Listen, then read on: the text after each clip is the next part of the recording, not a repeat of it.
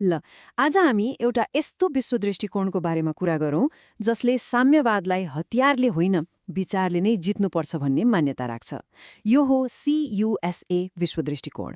आउनुहोस् यो वैचारिक युद्धको गहिराईमा डुबुल्की मारौँ र बुझौँ कि कसरी एउटा विचारले अर्को विचारलाई चुनौती दिन्छ। अब प्रसिद्ध रणनीतिकार सञ्जुको एउटा भनाइ त हामी सबैले सुनेकै छौँ, होइन र? आफूलाई चिन, आफ्नो शत्रुलाई चिन अनि सयौं युद्ध जित्नेछौ। CUSAको सम्पूर्ण दृष्टिकोण यही सिद्धान्तमा टिकेको छ। यसले के भन्छ भने साम्यवादलाई पराजित गर्न पहिले त्यसलाई एउटा वैचारिक शत्रुको रूपमा चिन्न जरुरी छ। ल आज हामी यो विषयलाई 5वटा भागमा हेर्नेछौँ। हामी विचारहरूको युद्धबाट सुरु गर्नेछौँ अनि साम्यवादको कोर इभिल अर्थात् मूल दुष्टता के हो भनेर बुझ्नेछौँ। त्यसपछि यसका वाचाहरू र वास्तविकता कस्तो रह्यो त्यो हेर्नेछौँ र अन्त्यमा यसको समाधानको रूपमा प्रस्तुत गरिएको गॉडिज्म र इतिहासलाई हेर्ने यसको दृष्टिकोणबारे पनि कुरा गर्नेछौँ। पहिलो खण्डमा जाउँ, विचारहरूको युद्ध। CASCUको तर्क एकदमै सिधा छ। साम्यवादसँगको लडाईँ बन्दुक र बमको होइन, विचारको हो। उनीहरू भन्छन् एउटा कमजोर विचारलाई केवल एउटा बलियो र उत्कृष्ट विचारले मात्र हराउन सक्छ। त्यसो भए अब दोस्रो खण्डमा साम्यवादको मूल दुष्टता। यदि साम्यवाद एउटा विचारको शत्रु हो भने त्यसको सबैभन्दा खतरनाक र कमजोर पक्ष के हो त? कजाले यसको जडसम्म पुग्ने कोसिस गरेको छ। आउनुहोस् हेरौँ त्यो के रहेछ। यो कजा म्यानुअलले एउटा एकदमै महत्त्वपूर्ण प्रश्न सोध्छ। आखिर साम्यवादको सबभन्दा ठूलो खराबी के हो? यो कुनै आर्थिक प्रणालीको असफलता मात्रै हो कि यसको पछाडि केही अझै गहिरो कुरा लुकेको छ? अब हेर्नुस्, साम्यवादको कुरा आउँदा हामी के सोध्छौँ? स्वतन्त्रता खुसियो, निजी सम्पत्ति गयो, मानवाधिकार हनन भयो, होइन त? तर CUSAको तर्क अनुसार यी सबै त रोगका लक्षणहरू मात्र हुन्, खास रोग होइनन्। र त्यो मूल रोग हो ईश्वरको अस्तित्वलाई नै ठाडै अस्वीकार गर्नु। CUSAको दृष्टिकोणमा जब कुनै समाजले ईश्वरलाई आफ्नो जीवनबाट हटाउँछ त्यसले आफ्नो नैतिक आधार नै गुमाउँछ अनि सबै समस्याहरू यहीँबाट सुरु हुन्छन्। अब सोच्नुस् त, जब कुनै राज्यले नै ईश्वरलाई मान्दैन र यो उसको नीति नै बन्छ, तब के हुन्छ? स्रोतका अनुसार त्यस्तो राज्य एउटा अनियन्त्रित जनावर जस्तो बन्छ, जसलाई कसैप्रति जवाफदेही हुनु पर्दैन। उसलाई रोक्ने कुनै नैतिक शक्ति नै बाँकी रहँदैन।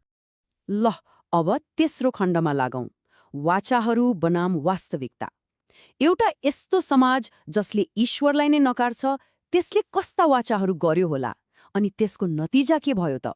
अब हामी साम्यवादले देखाएको सपना र त्यसको वास्तविक परिणाम बीचको खाडल हेर्नेछौँ। यो स्लाइडले एकदमै प्रष्टसँग दुईटा फरक संसार देखाउँछ। एकातिर साम्यवादले श्रमिकहरूको स्वर्ग बनाउने मिठो सपना देखायो, तर अर्कोतिर वास्तविकता के भयो त? मानवको लागि दुस्वप्न। यो तुलनाले CUSA को तर्कलाई झनै बलियो बनाउँछ। 15 करोड यो एउटा सानो सङ्ख्या होइन।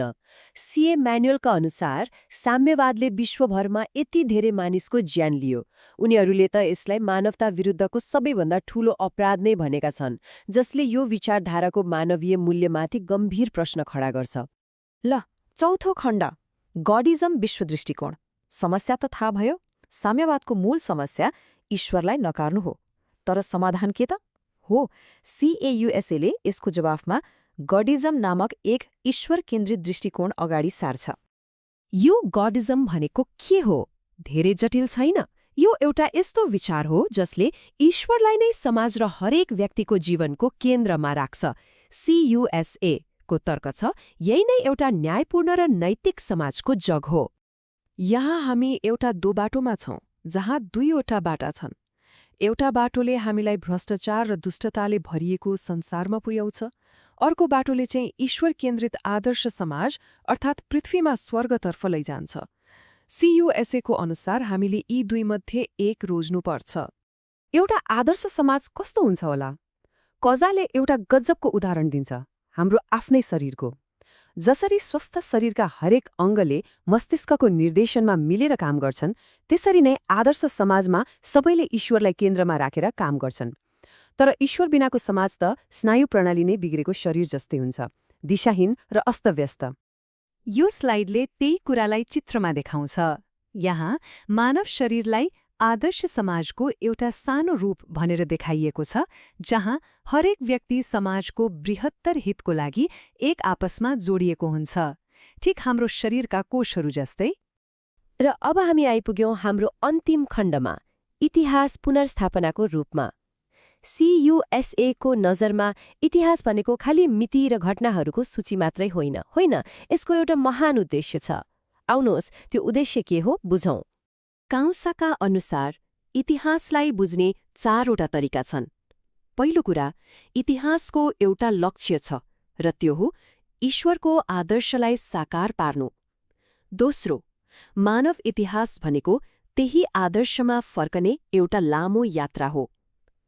तेस्रो, यो यात्रामा हामी ईश्वरका साझेदार हौं। र चौथो, यही कारणले गर्दा इतिहास असल र खराब बीचको निरन्तर सङ्घर्ष बनेको छ। त्यसो भए संसारमा यति धेरै दुःख कष्ट किन छ त? CLSले यसको जवाफ दिन्छ, मानवको पतनको कारण। तर यो हाम्रो स्थायी अवस्था होइन, यो त ईश्वरको योजनाबाट एक भट्काउ मात्र हो। र इतिहास भनेको त्यही सही बाटोमा फर्कने प्रक्रिया हो, जहाँ ईश्वरले हामीलाई डोर्याइरहनु भएको छ। तर यो पुनर्स्थापनाको यात्रा साँच्चै पूरा हुन्छ त? स्रोतले यसमा विश्वास दिलाउन बाइबलको एउटा भनाइ राख्छ, मैले बोलेको छु र म त्यो पूरा गर्नेछु। यसले के देखाउँछ भने यो ऐतिहासिक यात्रा ईश्वरीय योजनाको एक निश्चित हिस्सा हो र यो पूरा भएरै छाड्छ। र अन्त्यमा COSAले हामीलाई एउटा ठूलो वैचारिक लडाईँको बीचमा ल्याएर छोडिदिन्छ। एकातिर ईश्वर केन्द्रित शक्ति छ भने अर्कोतिर ईश्वरविहीन। र एउटा गहिरो प्रश्न पनि सोध्छ, यो विशाल ब्रह्माण्डीय योजनामा हाम्रो भूमिका चाहिँ के हो त? हामी कता उभिने?